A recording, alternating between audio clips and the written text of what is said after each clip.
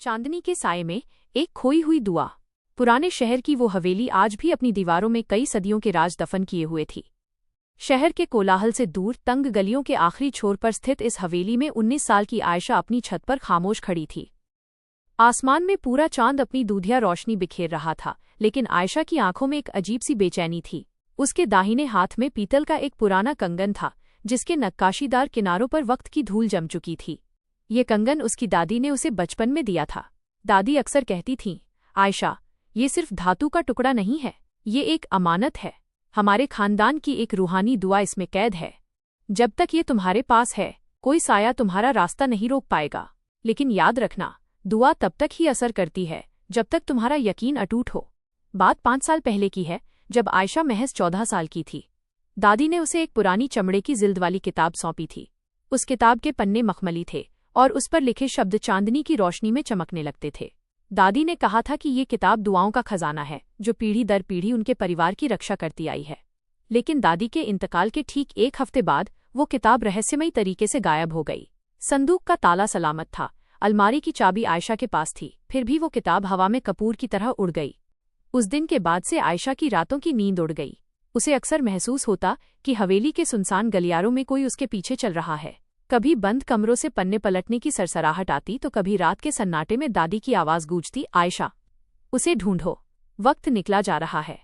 आयशा के माता पिता ने इसे महज एक मानसिक सदमा माना, लेकिन आयशा जानती थी कि कुछ तो ऐसा है जो उसकी समझ से परे है। 5 साल बीत गए। अब आयशा 19 साल की हो चुकी थी, लेकिन वो अधूरापन उसके सीने में एक बोझ की तरह था। उस रात चांद कुछ ज्यादा ही बड़ा और रहस्यमयी लग रहा था।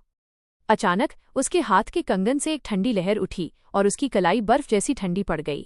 आयशा को महसूस हुआ कि आज वो रात है जब उसे अपनी उस खोई हुई दुआ का सच जानना ही होगा। वो चुपचाप अपनी चादर ओढ़कर हवेली की भारी किवाड़ों को खोलकर बाहर निकल आई। रात के 2 बज रहे थे। पुराने बाजार की सड़कें वीरान थीं और चांदनी में डूबे खंडहर किसी डरावनी परछाई की तरह लग रहे थे। चलते चलते उसके कदम पुराने शहर के उस हिस्से की ओर मुड़ गए जहां एक बेहद पुरानी और वीरान मस्जिद थी। लोग कहते थे कि उस मस्जिद की नींव में शहर के कई राज दफन हैं।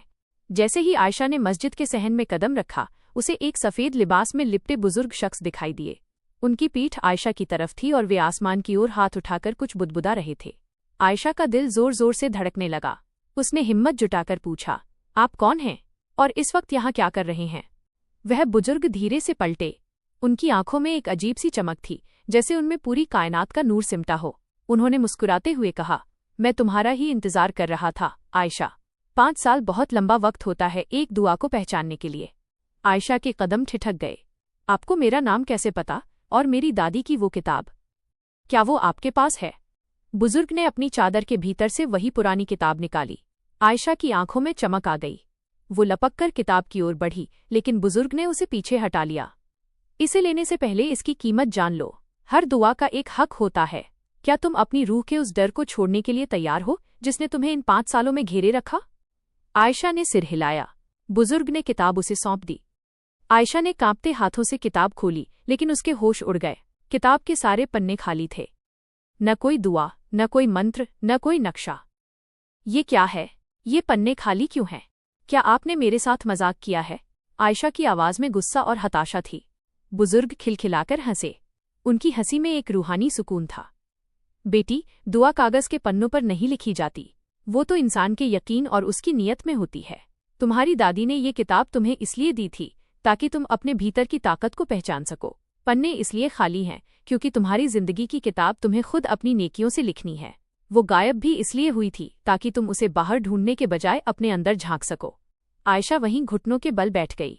उसकी आंखों से आंसू बहने लगे। उसे एहसास हुआ कि पिछले 5 सालों से वो जिस दुआ के खोने का गम मना रही थी, वो दरअसल खोई ही नहीं थी। वो तो उसके साहस में, उसकी हिम्मत में और उसकी हर उस कोशिश में थी जो उसने अपनी जिंदगी को संभालने के लिए की थी।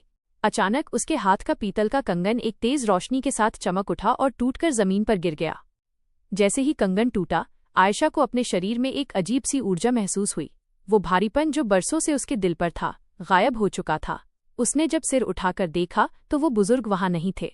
पूरी मस्जिद चांदनी के नूर में नहाई हुई थी और चारों ओर एक रूहानी खुशबू फैली थी।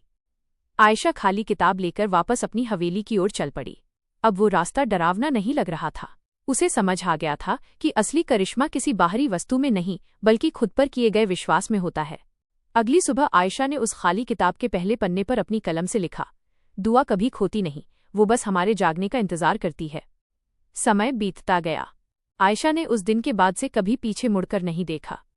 उसने अपनी जिंदगी दूसरों की मदद और नेकी के लिए वक्फ कर दी। लोग कहने लगे कि आयशा की जुबान में ऐसी बरकत है कि वो जो कह दे वो सच हो जाता है। कोई उसे दुआओं वाली लड़की कहता तो कोई उसे चांदनी का मोज़िज़ा। आज भी जब चांदनी रात होती है, आयशा अपनी छत पर खड़ी होती है।